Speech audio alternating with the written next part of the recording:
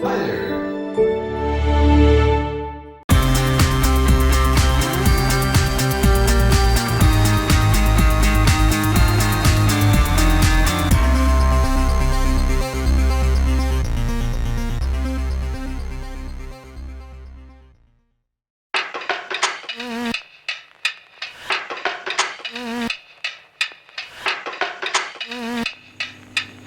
Hello everyone, hope you're all doing well.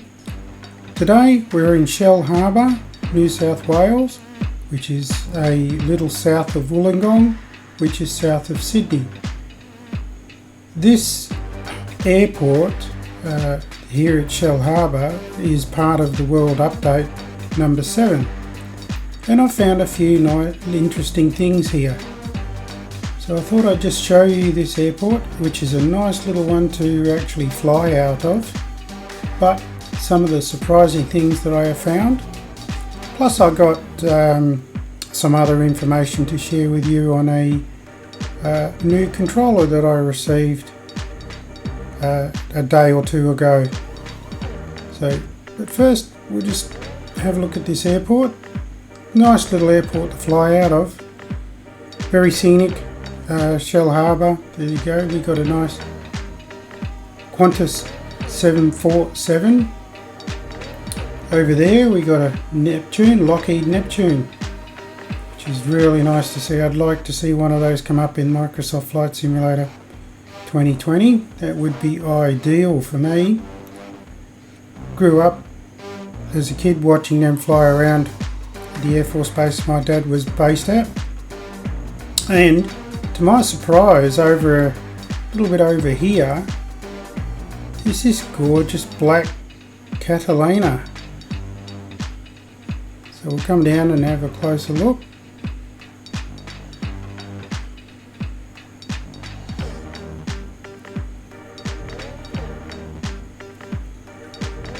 This was a surprise to see this black beauty. Look at that, gorgeous. Absolutely love the PBY Catalina. Absolutely love it. And again, I hope that this one ends up into Flight Simulator as well. So here we are at the Lockheed Neptune. Again, beautiful aircraft.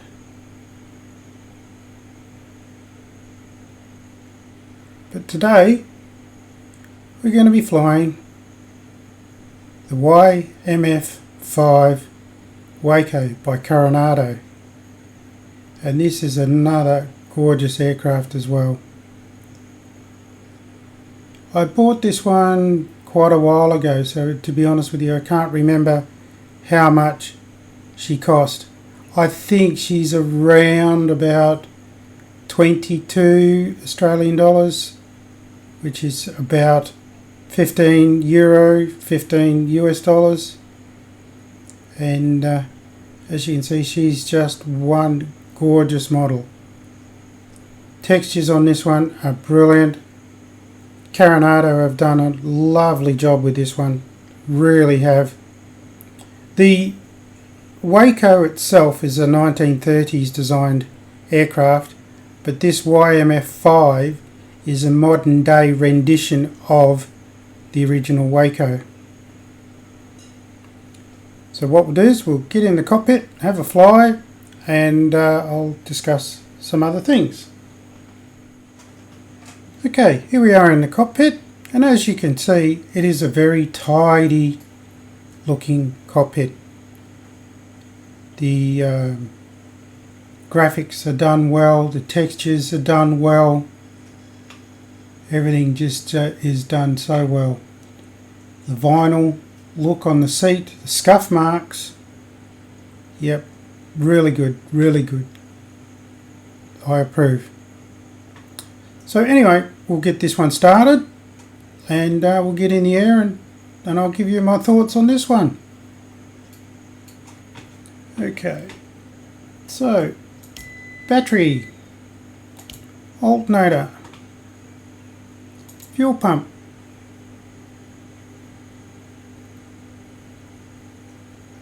fuel, and we'll just get the other tank in as well. Mixture.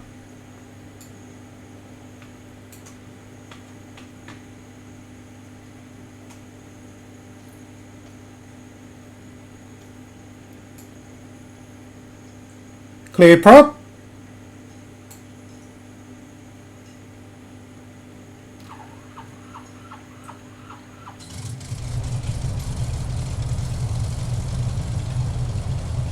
And as you can hear, Carenado have got the sounds down really nice.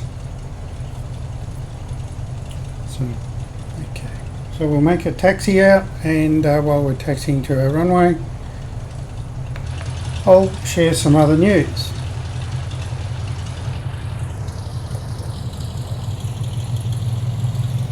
After 6 months of on order, I received my VelocityOne controller, which is fantastic.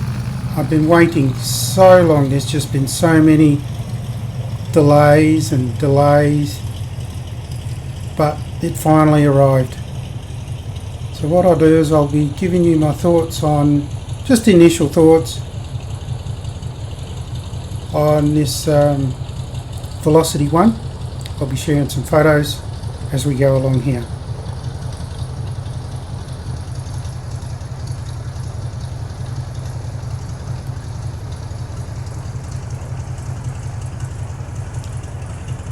I had been previously using a Thrustmaster HOTUS One with pedals.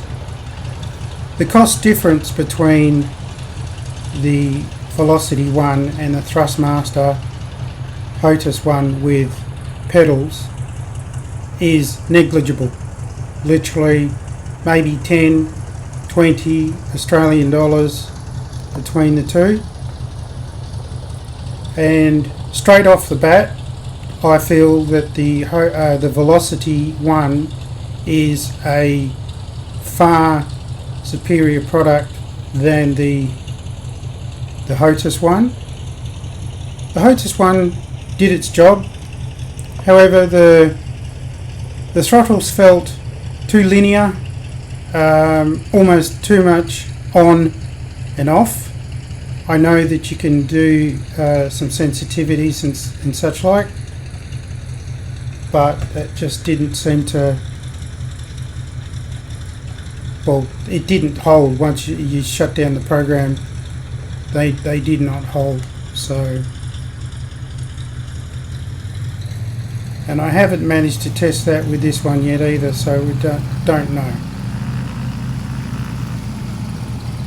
However, the rudders are on the yoke, which are triggers, and they're gradual.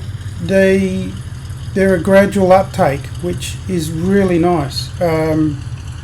They seem to be really a lot easier to use, which is really good. So,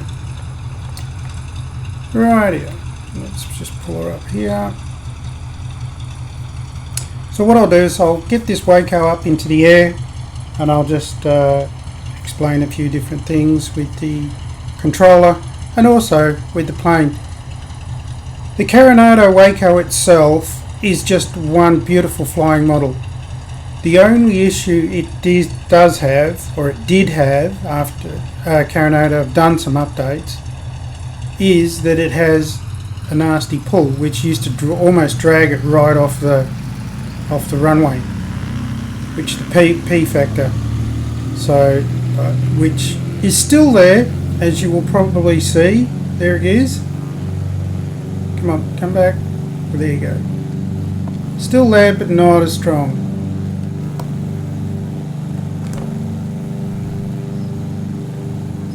As you can see, she has strong P factor, but not as bad.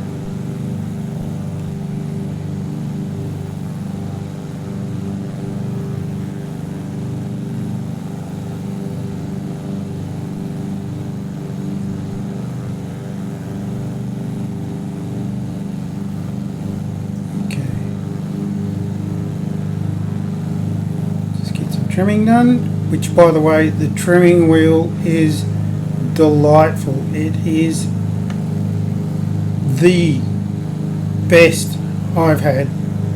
Not that I'm very experienced at this, but it is really smooth. It's almost frictionless, but having friction. Yeah, it's almost like there's just a slight magnetic drag to it. It's a hard one to explain, but it feels really, really delightful. The general aviation controls are fantastic. They're smooth. They slide in and out. It's nicely colored, proper colours. So it gives the full immersion. So what we'll do is we'll just come back around. I'll stay in a third person view for a little bit. That way you can get to see a little bit of the scenery, and then I'll come back into the cockpit shortly. So as you can see, there's Shell Harbour itself, which is a beautiful place to fly around. So let me just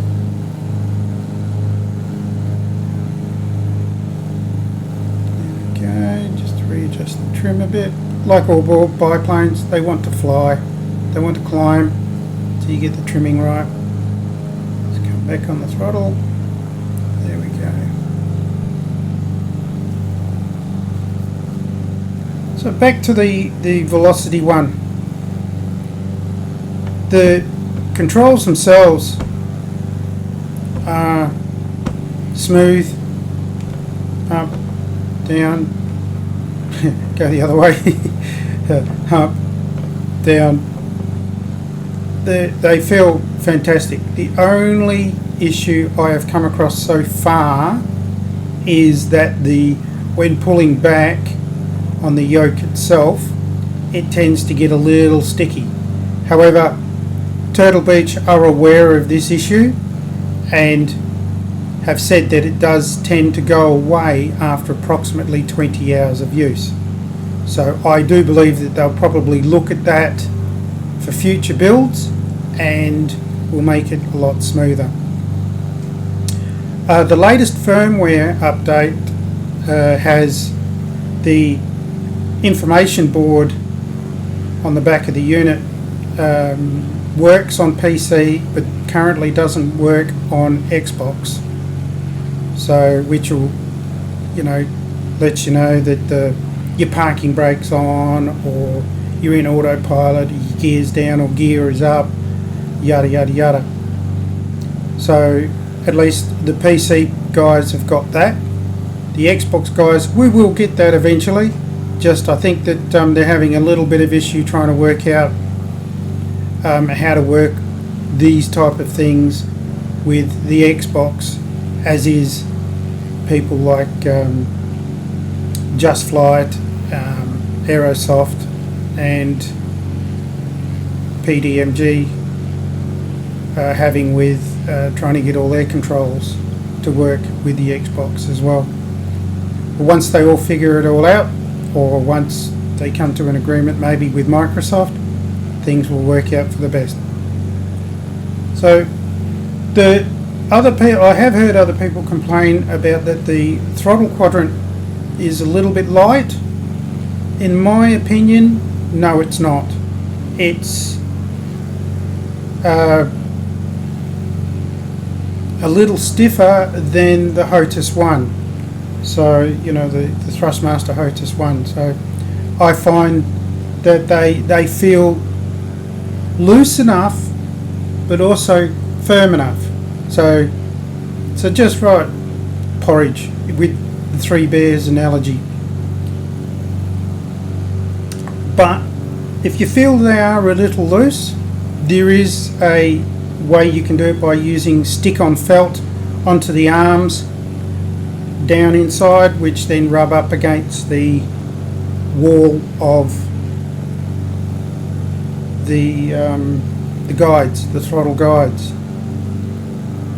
So anyway, what we'll do is I'll come into the cockpit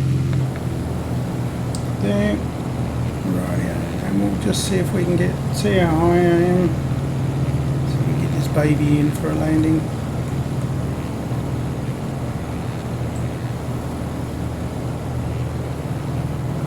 Yeah, too far out. So we'll swing around here.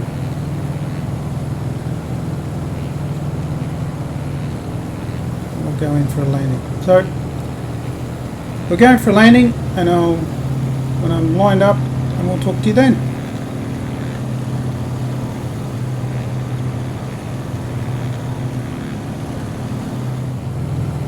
So here we are lining up on the runway, and I neglected to tell you about the liveries. The liveries for this Waco are a black and white, a silver and black, which in some light can look like a cream colour, but anyway, a yellow and red, and a beautiful deep blue and gold, as well as this red colour. What I'll do is put this one down. Just gotta get it to slow up.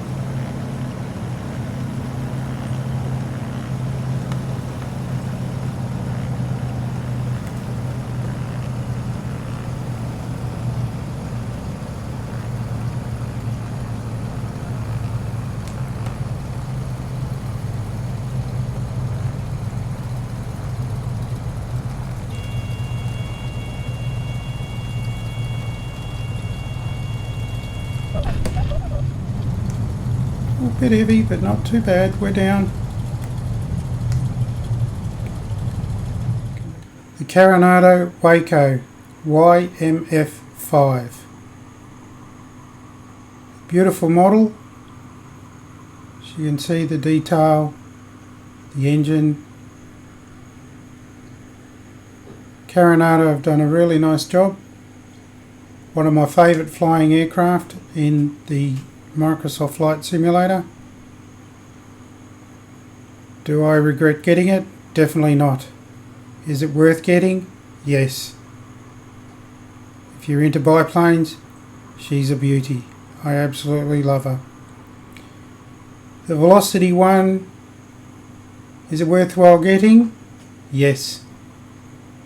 I feel for the Xbox it's one of the better, or the best controller that's currently available.